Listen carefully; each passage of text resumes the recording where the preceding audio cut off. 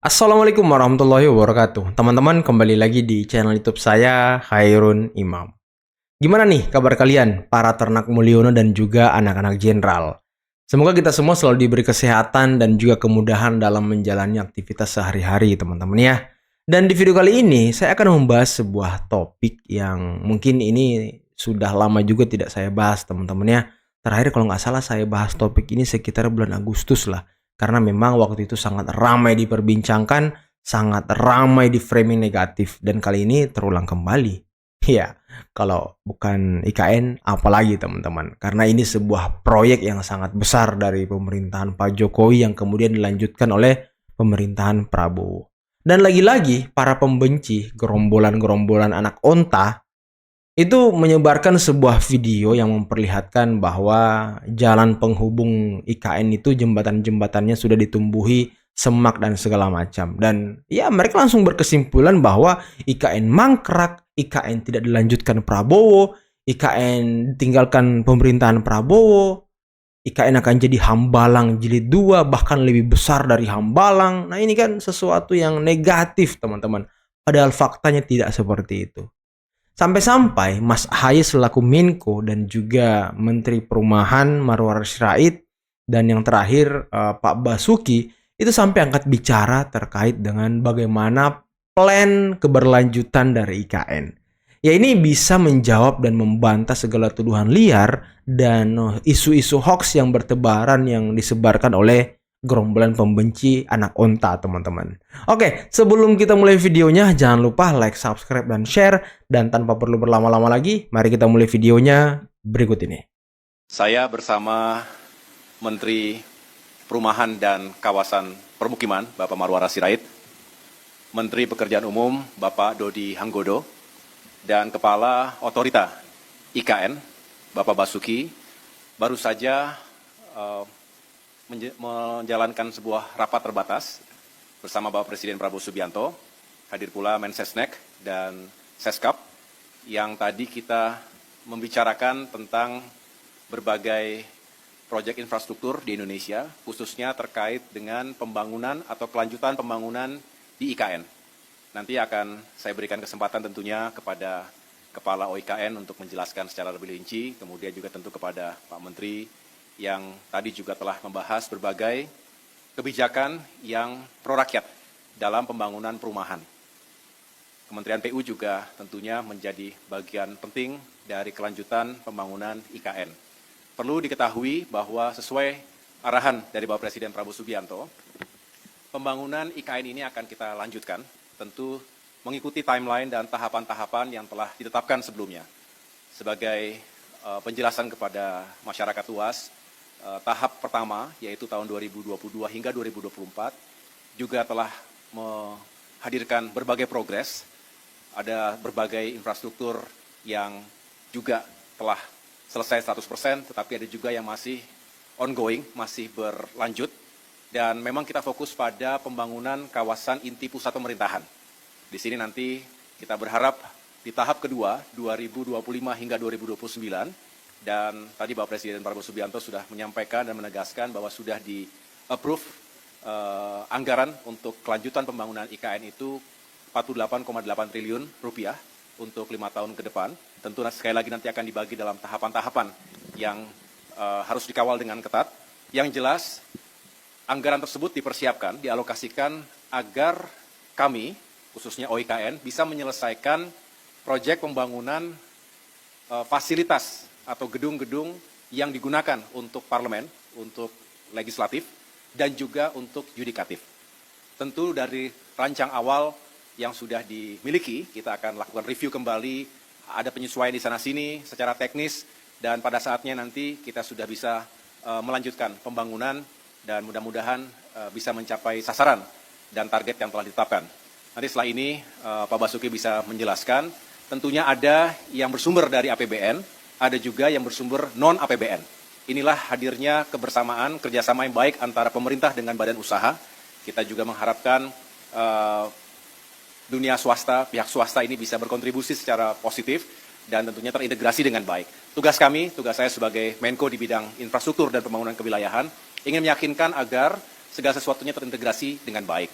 kami juga tadi membahas beberapa proyek lainnya yang juga sangat penting, diantaranya bagaimana kita harus semakin serius untuk memikirkan keselamatan dan juga masa depan masyarakat kita yang tinggal di pesisir utara Jawa, tapi fokus pada pesisir utara Jakarta.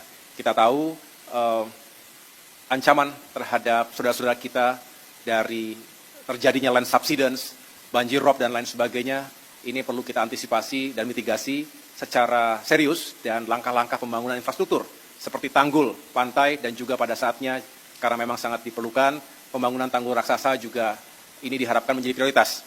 Inilah beberapa penyampaian utama dari Bapak Presiden Prabowo Subianto. Selebihnya pembangunan infrastruktur lain akan dilakukan secara bersamaan. Tentu ada prioritas-prioritas baik untuk mendukung swasembada pangan, swasembada energi dan air, termasuk juga melanjutkan pembangunan konektivitas di seluruh wilayah Indonesia. Beliau mempunyai target bahwa pada tahun 2028 sudah ditargetkan menjadi ibu kota politik. Sehingga kami ditugasi untuk menyelesaikan ekosistem yudikatif, jadi kantor-kantor dan huniannya, juga ekosistem legislatif, jadi kantor-kantor dan huniannya. 48,8 triliun tadi Bapak Presiden sudah setuju untuk dialokasikan di OIKN untuk menyelesaikan tadi. Kemudian juga kami laporkan groundbreaking yang ke-9 ini kami mohon tadi kami laporkan pada Bapak Presiden untuk kegiatan pembangunan hotel, hunian, retail, dan perkantoran sebesar 6,49 triliun. Tadi ada swasta murni, investasi murni, direct investment, KPBU, APBN. Inilah kerjasama yang disampaikan oleh Pak Menko tadi. Terima kasih. Kami melaporkan bahwa kami Kementerian Perumahan sudah menyelesaikan 27 tower di IKN dan siap untuk diresmikan. Karena tadi Bapak Presiden mengatakan beliau senangnya datang untuk meresmikan, bukan untuk groundbreaking. Yang kedua, di IKN sudah juga kami selesaikan rumah jabatan menteri, dan itu juga siap untuk diresmikan. Nah, kemudian yang ketiga, kami juga melaporkan bahwa akhir Januari ini 3 tower di Kemayoran sudah siap untuk diresmikan di Kemayoran, ya, yang Pademangan. Kemudian Wisma Atlet ya di Kemayoran. Yang keempat, 7 tower siap diresmikan bulan April. Tadi saya menyampaikan usulan bisa Bapak Presiden meresmikan langsung akhir April itu 10 tower. Tadi juga diberikan arahan Bapak Presiden kepada masyarakat berpenghasilan rendah juga diberikan itu uang sewa yang paling murah. Kemudian baru kepada ASN, di atasnya baru yang komersial. Jadi jelas kebijakannya diminta untuk pro rakyat, yang paling murah itu kepada masyarakat berpenghasilan rendah, yang angka yang paling murah, kemudian di atasnya adalah buat ASN, dan yang paling tinggi, yang paling mahal itu adalah buat yang komersial. Tadi yang pertama tadi soal IKN, yang kedua soal Kemayoran, kemudian juga tadi saya sampaikan laporan dan sudah disetujui oleh beliau, kami akan membuat PSN program ya strategis nasional, bukan proyek, khusus buat MBR, masyarakat berpenghasilan rendah, ya, bekerja sama nanti di bawah koordinasi Bapak Menko, Pak AY, ya, dengan Menteri ATR di beberapa puluh titik tempat di Indonesia ini. Tujuannya apa? Supaya ada perizinannya bisa dipercepat dan pemerataan pembangunan. Bagaimana tanah-tanah negara bisa dimanfaatkan. Kemudian yang keempat, juga tadi begitu banyak investor yang datang. Nah, tadi Bapak Presiden mengatakan akan datang lagi dari sudah Qatar minggu lalu, dari Uni Emirat Arab, dan juga beberapa negara lain, karena kepercayaan publik kepada Bapak Presiden Prabowo itu tinggi. Kita bisa lihat dari berbagai data survei yang sudah dirilis secara nasional. Nah, jadi diminta kami untuk siap, untuk nanti akan dibuat tim, berkoordinasi dengan yang selama ini membantu kami, yaitu Satgas Perumahan, dipimpin ketuanya Pak Hasim, karena selama ini Pak Hasim yang membantu untuk akses kepada investor dan itu sangat produktif dan efektif.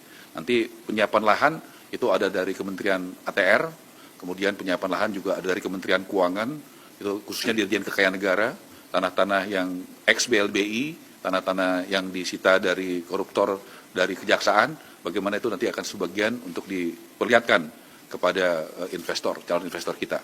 Kemudian sesudah tadi dari Departemen Keuangan, juga dari BUMN yang terakhir ada 3 kami sudah minta kepada Pak Erik. Yang pertama dari Kementerian dari BUMN Kereta Api, yang kedua BUMN PTP ya, perkebunan, dan yang ketiga adalah Perumnas. Yang keempat tadi saya sudah melaporkan kebijakan Presiden Prabowo yang pro rakyat, dan Presiden meminta diumumkan kepada publik secara terbuka sekarang. Yang pertama, sesuai arahan Bapak Presiden Prabowo, kami Kementerian Perumahan diminta membuat kebijakan-kebijakan yang konkret yang bisa dirasakan oleh rakyat kecil. Nomor 1, ya, bersama dengan Pak Dodi, Menteri PU, Bantu, dan Mbak Mendagri, kita sudah bisa membuat SKB 3 Menteri dan sudah ditindaklanjuti oleh sekitar 180 kepala daerah, membuat peraturan kepala daerah untuk PBG itu 0%, 0 rupiah bagi MBR. PBG itu dulu namanya sertifikat IMB. IMB itu izin mendirikan bangunan, sekarang adalah persetujuan bangunan dan gedung. Nah, selama ini waktunya 45 hari kalau ngurus itu.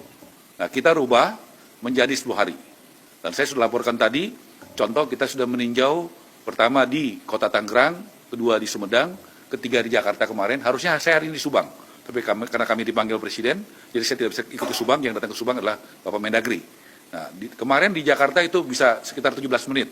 Ya, di Sumedang sekitar 1 jam, Tangerang juga 1 jam. Jadi, luar biasa. Kita bisa menjalankan itu, menurut saya reformasi birokrasi yang luar biasa. Membuat yang lambat jadi cepat. Buktinya apa? Yang biasanya kadang-kadang bisa 2-3 bulan, 4 bulan, ternyata bisa menjadi 17 jam, 17 menit di Jakarta. Di Tangerang bisa sekitar 59 menit. Di Sumedang juga sekitar 1 jam. Jadi ini membuktikan bahwa kita ada perubahan mindset, tapi bukan hanya mindset, tapi tindakan nyata dalam pelayanan publik. Yang kedua, bagaimana BPHTB, ya, itu biaya atas tanah dan bangunan, biasanya itu 5%. Ya, atas arahan Presiden menjadi 0%. Jadi tidak bayar, gratis, dan itu buat rakyat kecil. Yang ketiga itu PPN. PPN itu 2 miliar ke bawah, 0. Jadi gratis. Jadi tadi sampaikan ini waktunya buat rakyat membangun rumah. Karena dulu nggak ada kebijakan ini. Dulu nggak ada kebijakan yang BPHTB-nya 0, kemudian PBG-nya 0. Dan waktunya dari 45 hari jadi 10 hari secara rata-rata, tapi beberapa daerah bisa 17 menit. Jadi itu saya diminta mengumumkan, dan tolong Bapak-Bapak sampaikan kepada masyarakat, ibu-ibu, ya, adik-adik wartawan, supaya ini tersosialisasikan secara masif, bahwa sudah ada kebijakan di bidang perumahan atas arahan Presiden Prabowo yang sangat pro rakyat. Dan jangan salah ya, kalau yang masyarakat berpenghasilan menengah atas bayar. Ini hanya untuk masyarakat berpenghasilan rendah. Ya, kriterianya salah satunya penghasilannya 8 juta ke bawah. Jadi ini jelas kebijakan yang pro rakyat, terutama rakyat kecil. Terima kasih. Nah, teman-teman, itulah tadi video mungkin semacam konferensi pers ya dari Mas AHY selaku Menko, Marwar Sirait selaku Menteri Perumahan, dan juga ada penjelasan dari Pak Basuki selaku Kepala Otorita IKN. Dan target dari Pak Prabowo akan pindah ke IKN yakni tahun 2028, teman-teman. Dan anggaran IKN bisa kalian dengarkan sendiri tadi sudah ditetapkan jumlah dan besarannya. Dan itu akan dilakukan dalam beberapa tahap sampai tahun ataupun pemerintahan Pak Prabowo Gibran berakhir 1 periode. Nah, ini jelas membantah segala tuduhan dan juga isu hoax yang terus disebarkan oleh para pembenci kalau pemerintahan Pak Prabowo itu tidak menjalankan ataupun tidak melanjutkan IKN dan anggarannya dialihkan ke makan bergizi gratis. Itu benar-benar hoax, teman-teman. IKN sudah punya pos anggaran sendiri dan makan bergizi gratis ya akan dicarikan anggaran oleh Pak Prabowo. Jadi tidak mengganggu anggaran IKN.